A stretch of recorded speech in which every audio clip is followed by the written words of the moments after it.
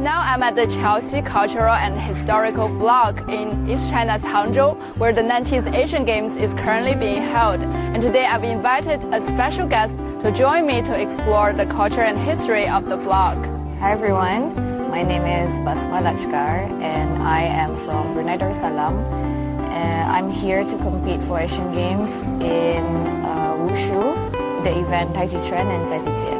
Grateful that I was able to win the first silver for Brunei Darussalam. Congratulations, Basma. That's a really huge achievement.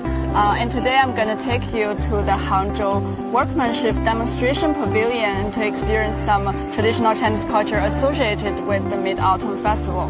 Okay, let's go. The Mid-Autumn Festival is actually one of the most important Chinese festivals. It dates back over 3,000 years ago. And on this day, people believe that the moon is at its brightest and fullest. And the date also coincides with the harvest time in the middle of autumn. That's why it's called Mid-Autumn Festival.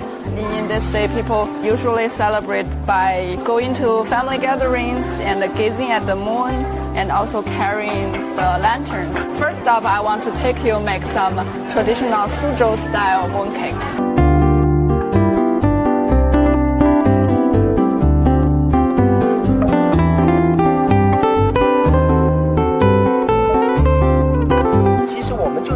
草木染，我们就是用满山遍野的花朵、树枝提取色素的一个染色剂。So our last crafting project is making lotus lantern.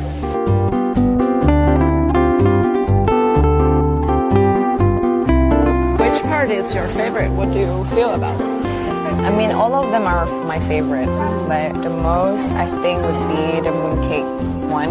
Even though it's like a long process, I think I would be using the knowledge for the future to teach my friends and my family to be able to also celebrate Mid-Autumn Festival.